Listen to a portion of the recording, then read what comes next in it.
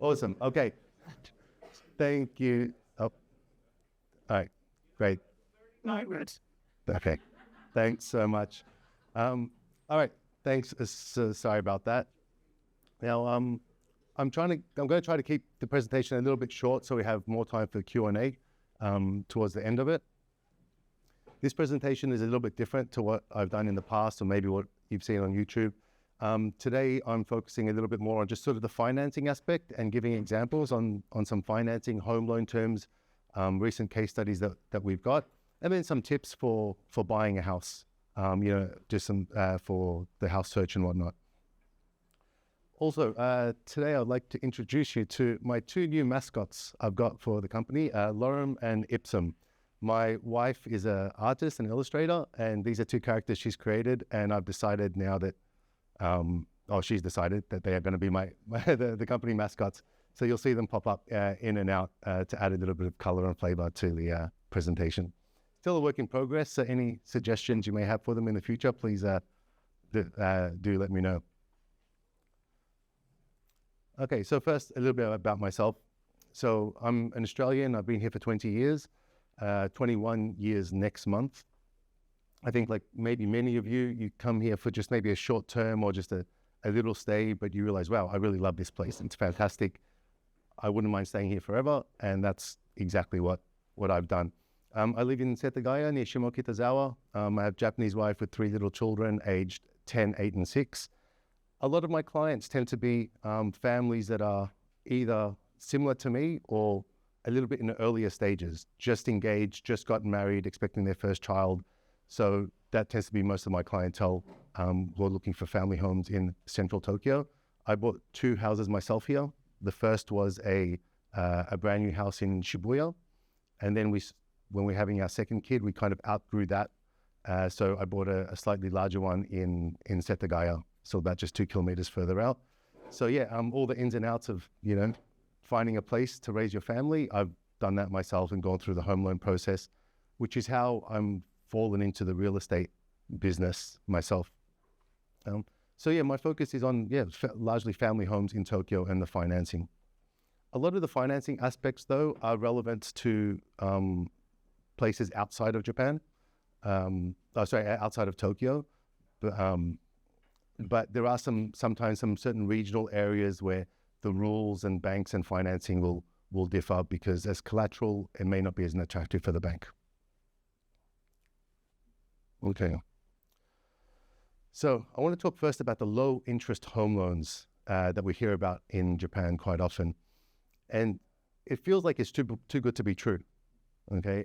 It's you get 100% financing. Okay. That sounds a bit strange to begin with. Isn't that how, subprime and lending shop kind of happened? And not just 100%, you can include all the closing costs. You hear closing costs are 5 to 10% of the purchase price. So that as well is like, hold on, you can include that in the cost too. That's good. Oh, we're good. Well, some people are saying you're not on YouTube. Sorry. I am. Okay. Yeah. And then the renovation cost as well. Okay. If you do a renovation, can you include that in the purchase price? Oh, wow. Hey. Let's go. And then, what was the last one? Oh, yeah. And then one interesting aspect is there's life insurance also included in the policy. This is something that... Sure.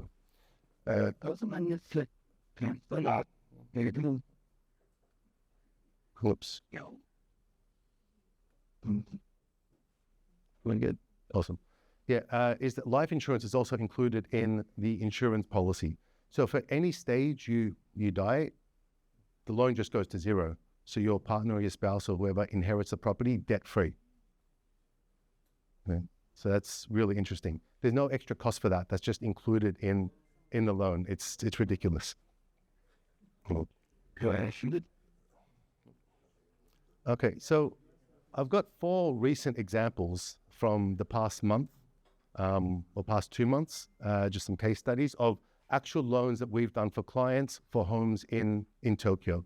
And they're clients at a sort of different stages, families, singles, couples with no children, and so on. All right, so The first was, we just did it last month. It's a foreign couple. Neither of them are from Japan. The husband has permanent residency though. The wife, I put 1.5 kids there. The wife is expecting in 2 weeks, April 18th. So they were sort of in a bit of a rush and on a tight timeline to get the purchase done. So they bought a mansion, a renovated mansion in Jiugoka, a nice, like, goes about, I think, 120 square meter place with nice view of Mount Fuji. It's a maisonette, 2-story, 5th and 6th floor. Beautiful place. 148 million yen.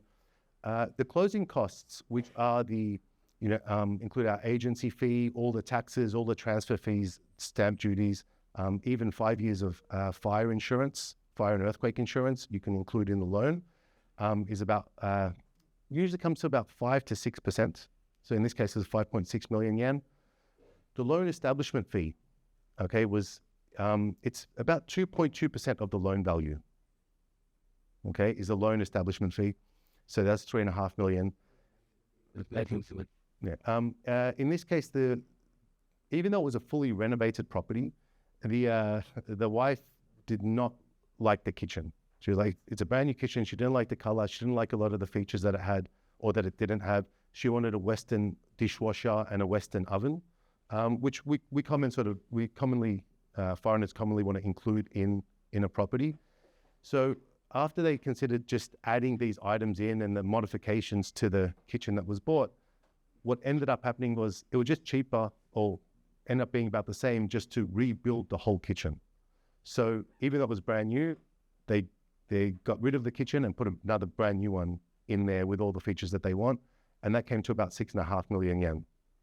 You can, of course, get things for a lot cheaper than that, kitchens for cheaper than that, but they were, it's quite a high-end property with high-end sort of finishings. So that's what they went for. So the total cost was 164 million yen. And the total loan, the financing we got, was 164 million yen. There was not a single penny out of pocket for this purchase. We're used to, when you rent a property in Japan, it's 1 or 2 months key money, 1 or 2 months deposit, agency fee, guarantor fee, and the month rent in advance. That's about 6 months worth of rent just to rent a property. Whereas when you want to buy one, it's cheaper to buy in terms of both cash and monthly ongoing expense than renting. The interest rate, this was a bit of a special deal. One of the banks had a bit of a promotion, and any contract signed in February and March got 0.19% was the rate. Yeah. That includes life insurance, which, if you think about, just a life insurance policy is more than 0.2% of the value of the premium. So essentially it's getting a life insurance policy and you get a free house while you have it. It's a 35-year loan term, and the monthly repayments are on 0.19%, about 400,000 yen a month. Actually, can we do something about that speaker? Is there another one that's not crackly, or that's the only one? Yeah. We tried the microphone. Sorry, it's the crackling is a bit rough. Okay. Can you guys still hear me? Okay, that's gone? Okay. Okay, that's all right now. Okay. All right. Cool. Yeah. No worries. Cool. All right. So that's one case. So that's a family with permanent residency, both foreigners though, no Japanese partner. Okay. Able to get, that's 0.19%, 100% financing, no money out of pocket is the best deal you'll ever get. 0.19, you will not get that anymore. I don't think that's a realistic option. We had another family as well buy in March too. This is a couple, Japanese husband with a foreign spouse. Okay, they bought a used house in Setagaya. Okay, it's 81 million yen. They were hoping for a renovated place, but this one was just absolutely fantastic. 3 stories, but on the living dining room was on the 3rd floor, which is a bit unique. So the 3rd floor had a really high ceiling, heaps of light. In all my almost decade of doing real estate, it's my second property I've seen on a 3-story house that has a living room up the top. Okay, so it gets great light. So that was just a fantastic opportunity. Including the closing costs and the loan fee, and the renovation was 12 million yen. Okay, so they did a full renovation. Exterior of the building needed full maintenance, and the painting, the roofing had to be repainted, all the waterproofing. Interior is getting fully redone as well. Bathroom, toilets, kitchen, flooring, wallpaper, pretty much everything except the staircase is getting redone. Even some walls are getting moved. The total came to 99.4 million yen, including all the closing costs and the loan establishment fee as well. Even though there's a loan establishment fee, you can roll that in to the home loan. The cash out of pocket, the loan was a full amount, so the cash out of pocket also was zero. And they also managed to get 0.19%. And that was March 29th. So that was the last day that the bank was offering the campaign. Contract had to be settled on March 29th, which was Friday last week. This person was 51 years old. So you notice the term here says 28-year loan term. Standard loan term is 35 years. But the rule is the mortgage must be paid by your 80th birthday. Okay? So once you get over 45 years old, the loan term reduces in length. Okay? In this case, the client was 51 years old. So he has 29 years, means it will be paid just after the birthday. So they say 28 years. So it must be completed before you turn 80. Okay, so he had a 28-year loan term. And the monthly repayment is 300,000 yen. And again, that's on a 28-year loan term. If it were, if he had gotten it when he was younger and it was a 35-year loan term, it'll be more like 260,000 yen a month. Okay, that includes principal interest, and it includes a life insurance, of course. Almost all policies come with life insurance as sort of the standard expectation. Also, all right. Case number 4. Okay, so this is a single foreigner, a Polish guy with permanent residency. We just actually signed the contract on Thursday for this property. It's an apartment on Meguro River, 60 square meter. The seller wanted 100 million yen, but we negotiated a bit and got it for 97 million. One of the reasons was the settlement is going to be, I think they wanted a July or August settlement, because that's when the daughter goes on the summer school break and they're moving to Nagano, their hometown. So they said, okay, if it's the far sort of, so far ahead, they're willing to accept a slightly, negotiate on the price. Again, the closing cost here was 4.3 million. And the loan establishment fee was 2.2 million. So again, 2.2% of the price. The total cost was 103.5 million. In this case, because of the person's income, the most they could borrow was 102 million yen.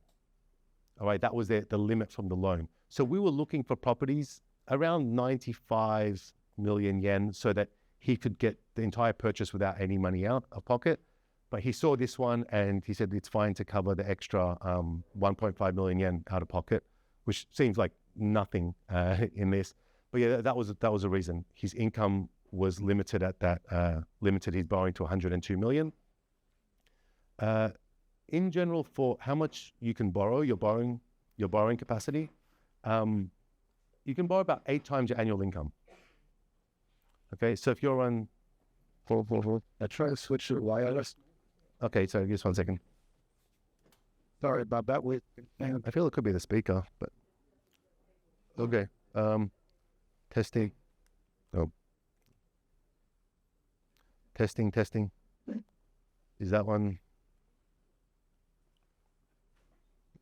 Yeah, it's on. Testing the mic. How's the wireless? Testing 1, 2, 3. So 1, 1. But 1. Okay. Just keep. Yeah. No. Okay, I'll stick with. Okay. Yeah. No. That's fine. I'll try to keep it at a right distance that does not start to pop. All right. Yeah. So as I was saying, you can borrow about 8 times your annual income, and that's the gross annual. That's the gross annual income that you have on your tax withholding slip. Okay.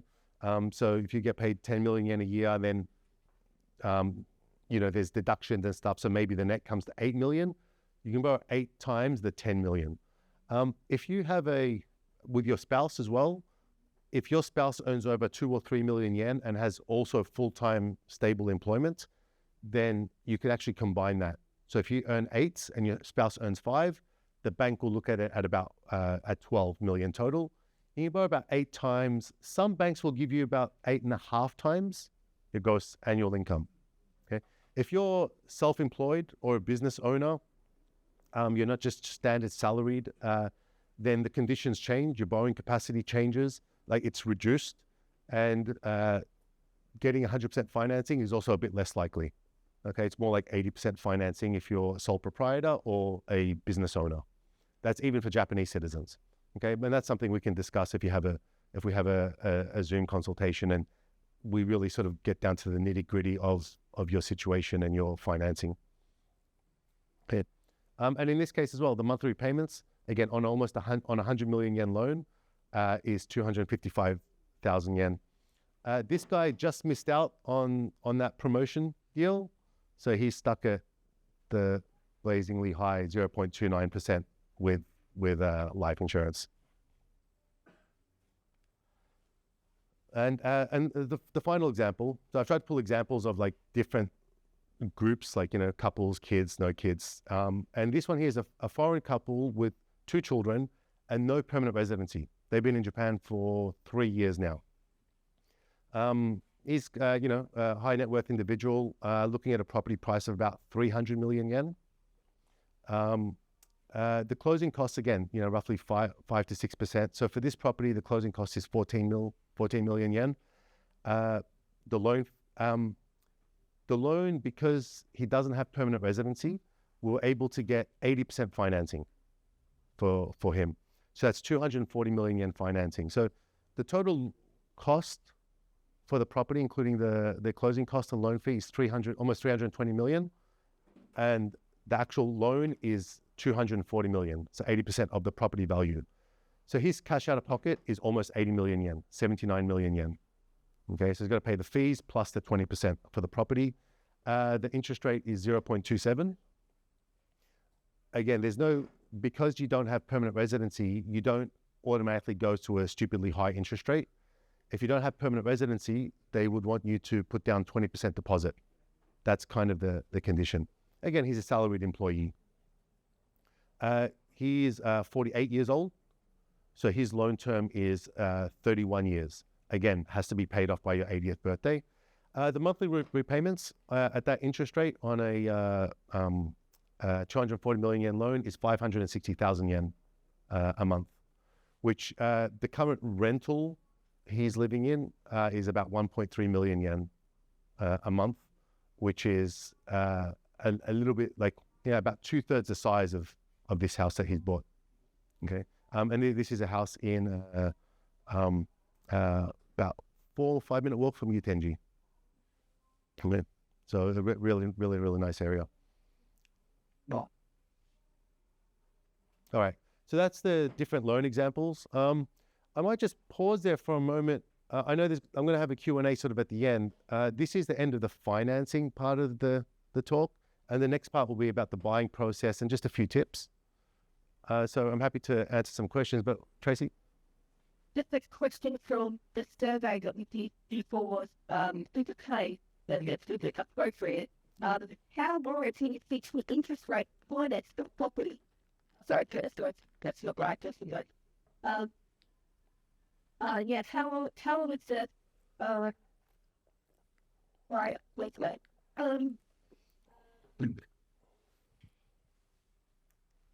How can we fix the interest rate or to find it or better our company, or is it better to fix it at these low rates now? So what was a bit just before that? Is it better to fix it to do as a company? Was that the question? Well, how can we fix the interest? Okay. In short, so the rates that I showed you, the 0.19, 0.29, 0.5, etc., those ones are the variable rates. And we say variable, they've been the same for the past about 13 years now.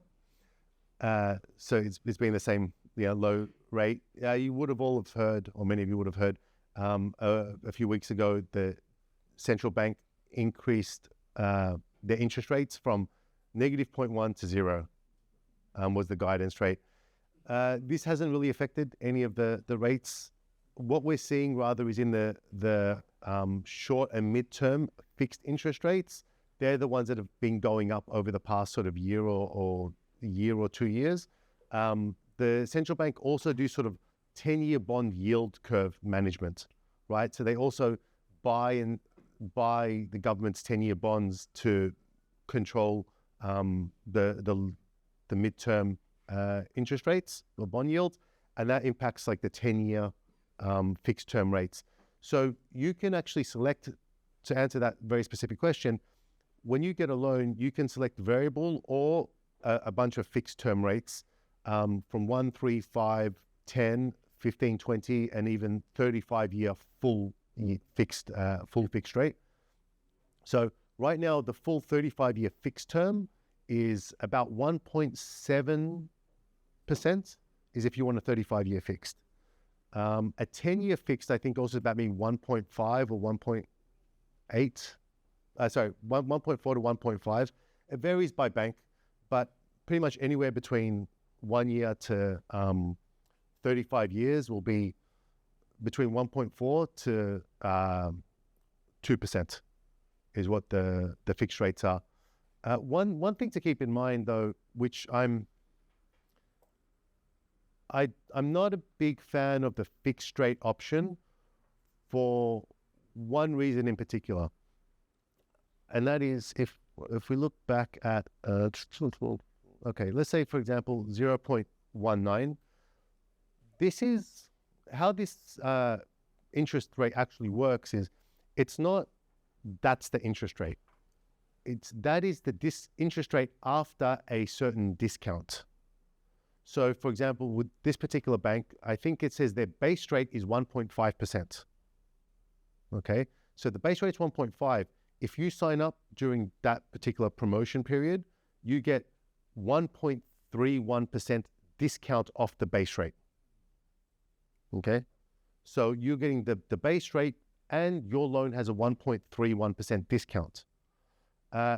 This gentleman here has a 0.29. Here's a 1.21% discount off the base rate. And that's for the duration, that's for the life of the loan if you are on the variable term, okay? So what happens though is if you go on the fixed rate for say a 1, 3, 5 or 10-year term, when you go back to the variable, it's 1.5% minus whatever discount. The discount that you get might be 0.7 or 0.9 or 1.1. It's not going to be this 1.21 or 1.31. It's not going to be that high discount rate that they offer variable loans at only the initial loan period.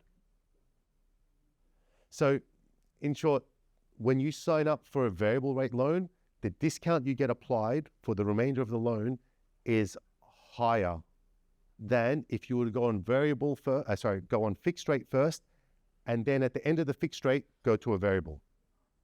Okay, so this special high discount rate is only for if you choose variable rate at the onset of the loan and maintain it. If after you're on the variable, you can change the fixed rate at any time. Every 6-month period, they let you switch back to a fixed rate if you like. But when you come off that fixed rate, you go on the standard discount, not on the initial promotion discount.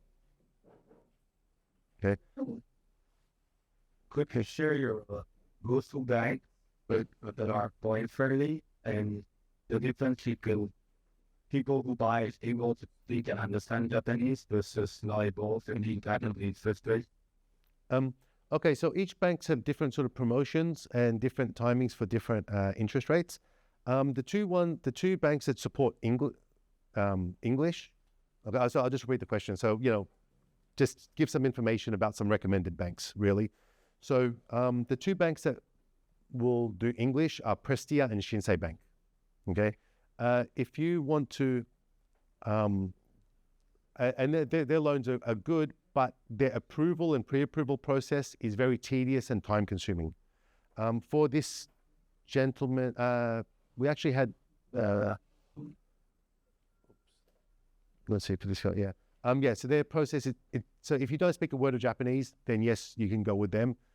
All the bank interest rates are all pretty good. I mean, 0.19 is really nice, but 0.19 and 0.34, 0.45 is not a huge difference. When my investments in Australia were 3.5 year ago, now I think there's 7.1. They're just going up 0.5%, every year. I see a lot of heads nodding.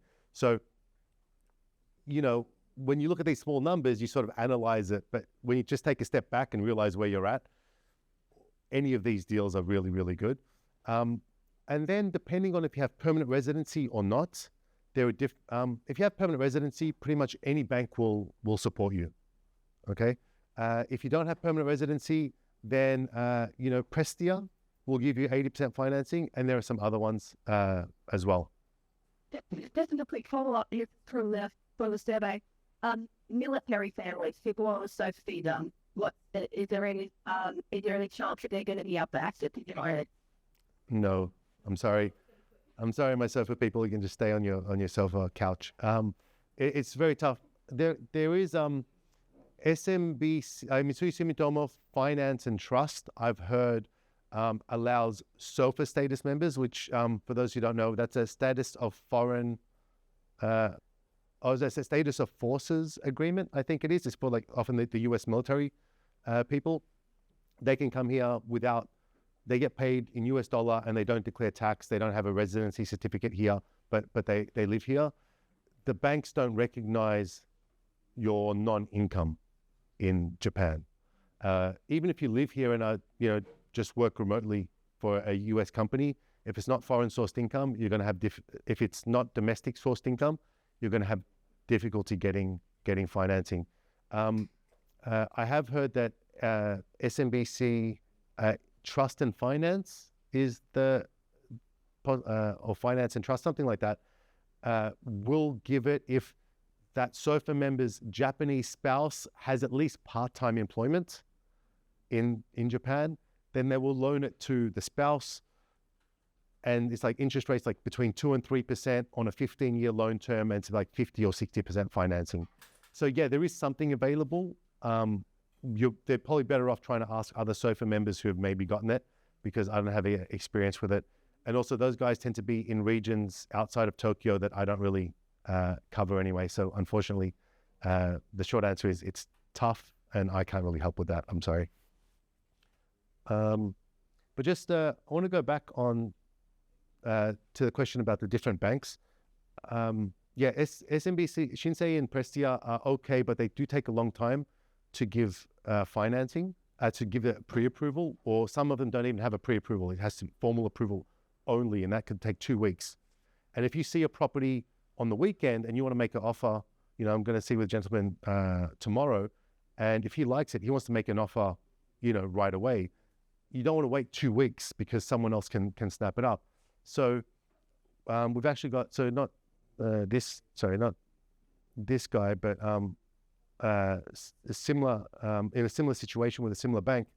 I met with them on Thursday, and we're going to look at a property tomorrow.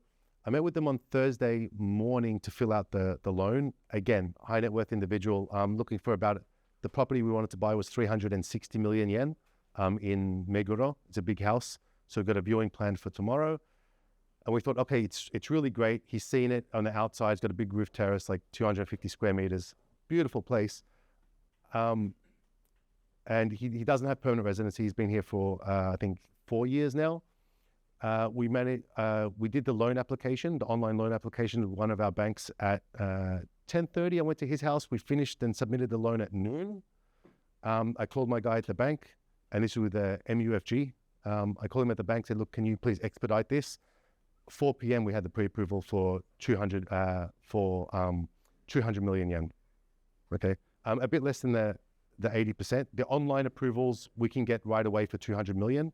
If you want over 200 million yen, it's like a 2-week drawn out lengthy process and heaps of documentation. But yeah, within like 4 hours, which is the fastest I've ever gotten, we had a pre-approval. Unfortunately, we're going to see it, but the seller had called us yesterday and said they've already received another application. So unless that falls through, like we can still see it, but unless that falls through, they're going to go to that because it's the full asking price. And that's also at 0.27%, which our office, because we're a licensed agent, we have the mega banks have loan officers that are loan officers directly assigned to our agency. So I've got their mobile phone number. I can just give them a call and say, look, I've just submitted an application for so-and-so. Is it okay? Or if I have any questions about it. Often I'll actually inquire in advance if there's anything unusual about your situation or your circumstance and get some tacit feedback. I don't just apply for a whole bunch of banks. Usually, because I know all the different banks and what they do, based on the consultation that we have and your situation, I'll be able to identify which bank will give you the best rate and ideally the 105% financing, right? All the costs with no money down. And then we'll just work with that one bank. We don't need to do 10 different banks, all right? It's not a crapshoot. We kind of know in advance before we go through all that paperwork. Okay. Can I go ahead to the buying process? And we'll have some time for Q&A at the end. But go ahead. I'm just wondering if there's kind of a generic or average depreciation life with the properties in Tokyo. There is the accounting depreciation rate. So that question was, is there a generic or average depreciation for properties in Tokyo? There is the accounting depreciation, which is for a wooden building, it's I believe 23 years. And a concrete building, so a mansion or some of these 300 million houses are made of concrete as well. The accounting depreciation is I believe 43 or 47 years. There's a tax accountant later today who's going to, you can ask that specifically. That's for accounting purposes. If you buy it as an investment and want to write off depreciation as an expense to your rental investment income, you can do that. When it's a primary residence, there's no tax write-off you can do. Your asset tax and your any repairs or maintenance management fees for the property, if it's an apartment, you cannot write off because it's not your primary home is not a revenue generating business income. So you can't expense it. And that's why depreciation, you cannot expense depreciation. But I think the other part of that question is, well, if I buy a brand new house versus if I want to buy a 20-year-old wooden house, shouldn't that house be free? No. In practice, the actual value, there's a premium still on the value of a property. It doesn't automatically go down to zero value when it's past its accounting or used by, used life. And also, if you think about properties in Tokyo, over the past 10 or 15 years, property prices have been going up. So anyone who's bought in the past decade is selling for more than what they bought it for. So, if you bought a place for 80 million yen, now it's going for 120 million. How depreciation works in that scheme? It doesn't. Yeah. Yeah. Cool. Okay. Oh, was that a high five or 5 more minutes? If sure. Okay. What is the interest rate for investment? Okay, good question. Investment properties from like 1.7 to 3%. Variable. It depends. Investment loans, like that can be fixed, but yeah, the variable will be that as well. You're not going to get the sub 1% for variable. It might be I'll have a gentleman as well in here who I think it was a 10-year fix at about 1.7 for investment properties, with anywhere from 20 to 40% deposit. It depends on how the banks want to view the particular asset class that you're buying. Okay. Again, and when we're buying for an investment purpose, back to the depreciation point, if it's a wooden building that's 25 years old, for accounting and investment purposes, it's past its expiry, it's used by life, the banks may not want to finance it. They're like, hey, as an investment asset, it's past its used by life. They're like, what are you talking about? It's still fine. So for investments, the banks will prefer a concrete building because it's got a longer life. But again, that's, that also how well you can finance a property also impacts its cost.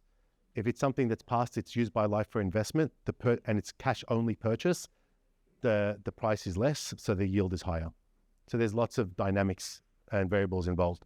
I don't have a lot of time, so I'm going to jump onto the buying process. There's only 2 more slides. So the buying process, first, we'll reach out to an agent, and then you begin the search. Okay, so you search for a property, you know your requirements, usually which trade line you want, whether it's a house or a mansion, the size, 2 LDK, 3 LDK, and what your budget is. Okay. And at the same time, we'll arrange pre-approval. I'll start discussing with the banks. Look, if you're just a squeaky clean salaried employee, permanent resident, you've been here for a long time, same company for a few years, I probably don't need to begin the pre-approval process. I know when you're ready, when you find a place, we can get the pre-approval in 48 hours, okay?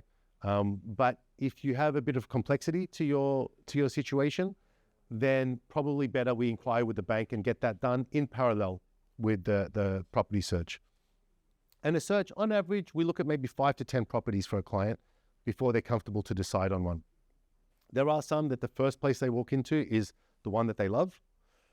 But I generally say, look, even if that looks like the right one, let's keep looking at a few more so you know it's the right decision, right? You don't want to marry your first girlfriend or boyfriend is what I say. You know, you might get excited by it because it's the first one that let you get close to them, but definitely, you know, have a look at some others. You may go back to the first. Maybe it was the right one, okay? But at least you want to make sure it's the right decision.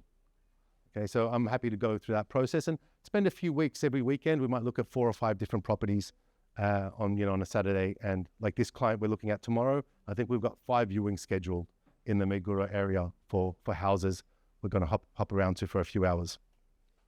Once we find the right property and we have the pre-approval, we make an offer to the seller. So I'll call the seller's agent and say, look, we want to offer this. We have pre-approval. Without pre-approval, they won't take your offer seriously because you're just a tire kicker.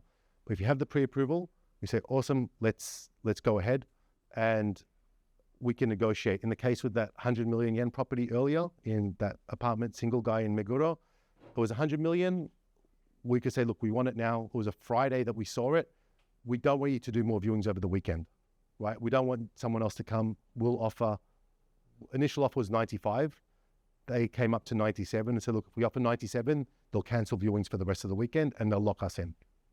We said, okay, good, we're happy with that. And we went ahead and signed the contract on Thursday. And that discussion happened, that was the week before. So we saw it on a Friday and the following Thursday, the contract was signed and that's item number 4. We met at our office, signed the contract and paid 5% deposit to lock in the property, okay? And then once we have the contract, it's signed, we send that to the bank for the formal loan application. Because remember, at this stage, we only have the pre-approval. We're going to do the formal application. And that takes about 2 or 3 weeks, usually about 2 weeks to get the formal approval. And then everything is ready to go. In this case, the settlement is going to be in August, so it's quite a ways away. So just not a lot to do between now and August. We'll just amble, okay? But usually about 6 to 8 weeks from when we find a place, negotiate, get the pre-approval and sign a contract is about 1 week or so. And then the formal loan approval is about another, 2 to 3 weeks. Then you have to go to the bank and sign some contract and paperwork, but 6 to 8 weeks for the entire process. And to get the settlement day. On settlement day, we all meet either at our office or the bank branch. The bank will transfer 100 million yen to your account and you transfer the remaining balance to the seller, to the agents, like for our agency fee, for the scrivener, for their taxes, the fire and earthquake insurance, etc. The renovation company, if there's a renovation loan as well. That all happens on settlement day. And at the end of that little process at the bank for 1 to 2 hours, you get the keys and you can go home, to go to a new home. Some people will actually schedule the move for that same day or just that weekend. So often we do settlements on a Friday.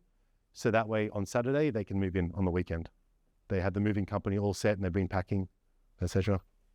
So that is the buying process. We guide you all the way along. You have myself as the agent, you have the seller side agent, You have the scrivener on the buyer side, the judicial scrivener on the seller side, the bank. So there's 5 different formal parties involved, making sure everything happens, timely along the way. All you need to do is write your name and address and hunko about 100 different documents.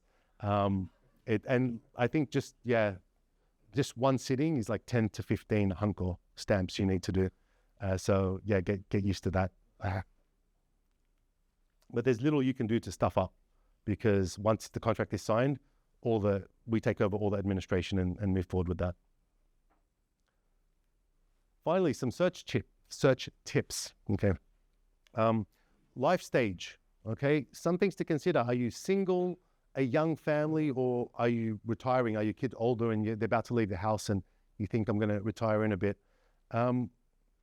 And those considerations are important because, I mentioned before, it's about 5 to 8% closing costs. And then there's, when you sell a property, there's another 3% of agency fee you need to pay when you sell a property. So total transaction to buy and sell a property is about 10%. Or if you own a property, if you buy a property today and sell it tomorrow, you've lost 10% just in fees. So the only way to get that back is to actually start paying off the mortgage. Interest is so low, about 90% of your mortgage repayment is principal.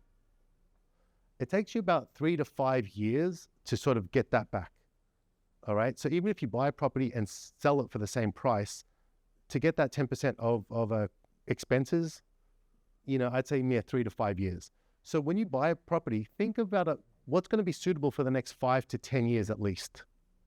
Okay. If you're a young couple getting married and you think we're going to have a family soon, don't get a 1 or 2 LDK. All right. Think, look, I need a place where I can, for the next 15 years where I can raise my family. Okay. And also another big one is budget. A lot of people think, what's my rent right now as a single person with no kids? And I just want to do the same thing. Pay whatever I'm paying rent, pay the equivalent in mortgage. I think, because interest is so low, rent is 100% lost money.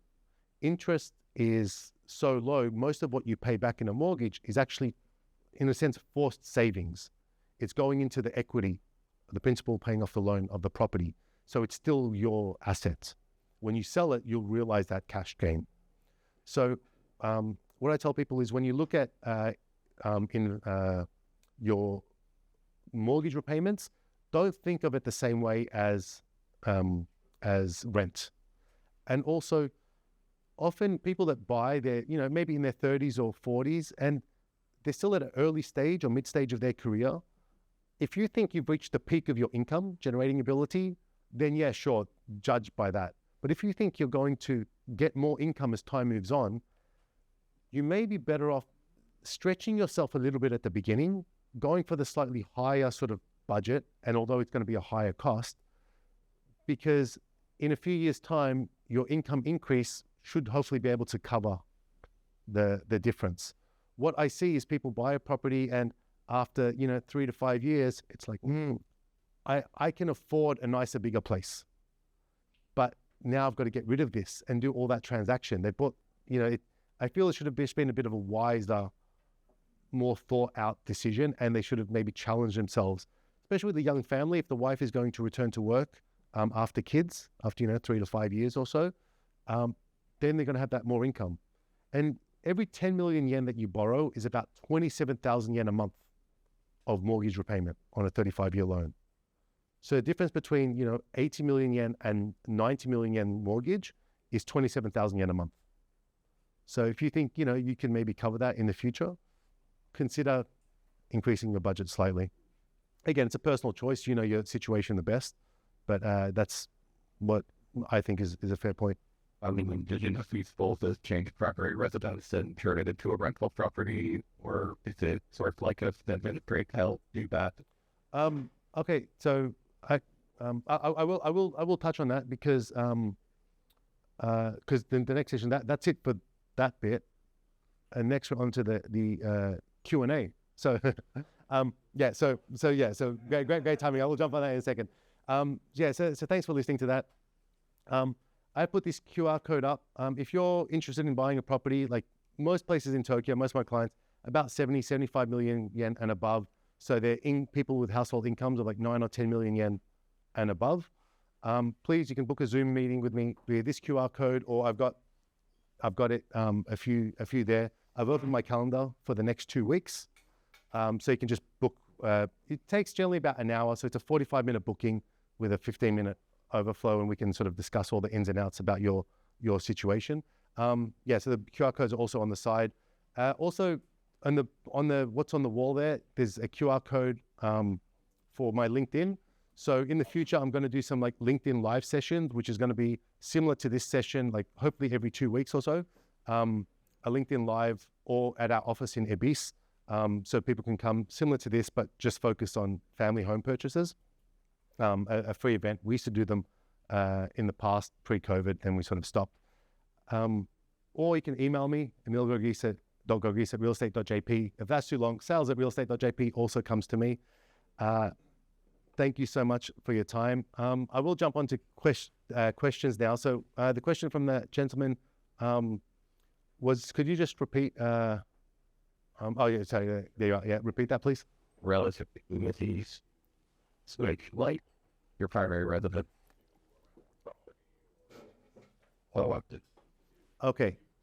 Have like another place to stay, but Sure. Okay. Good question. I get that a lot. So these home loan interest rates, or these home loans and 100% financing is just for primary residents. You're expected to live there. The bank give it to you as a home loan for you to live in there. They ask that it's your primary residence. If it's an investment loan, I mentioned before, it's 20 to 40% deposit. Interest rates are a lot higher. The terms are not as nice. For the bank, technically you shouldn't, or if you do move, you need to notify them and either sell it or change to an investment loan. It depends what the bank does. In practice, what I've seen is the people that do that, they may leave to go overseas. They're, transferred overseas for, 2 years or 3 years. In that case, they'll rent it out with the intention of coming back to live there. And they haven't notified the bank as far as I'm aware.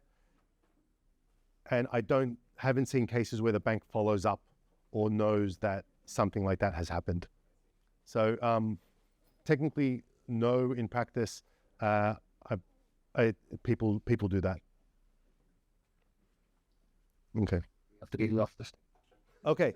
All right. Well, whilst we do that, one last question. But then, please, anyone who does have questions, feel free to email me or follow me on LinkedIn. Send me a message there, and I'm happy to help. Sorry, there was one thing. I've already bought. I've been living in my flight for 5-7 years. Is it difficult in Japan to use the equity in current flights to buy another flight? Yes, it is. So usually when you get a home loan, even if you pay it off, if you want to refinance, you cannot refinance and just redraw that equity out. A refinance with most Japanese banks is you can only re-borrow whatever the existing debt is. If you bought for 100 million yen and you have 70 million yen left of loan, you can go to a different bank for a better interest rate deal. They'll only refinance you the remaining 70 million yen, plus maybe some closing costs or scrivener fees for some title work, but they won't give you back another 100 million yen value of the property and you have this extra cash to spend elsewhere. They won't do that. One thing you could try to do is, if you've been paying for 10 years and you have 25-year loan term left, you can refinance that 70 million, but now refinance to a 35-year loan term. So your monthly repayments get reduced. That may free up some borrowing capacity with another bank elsewhere because your monthly obligations are less. But just to free up the equity like we do in Australia, or the market's gone up. Hey, I've got another equity of 20 million yen. Let me use it for something else. In general, no. Okay.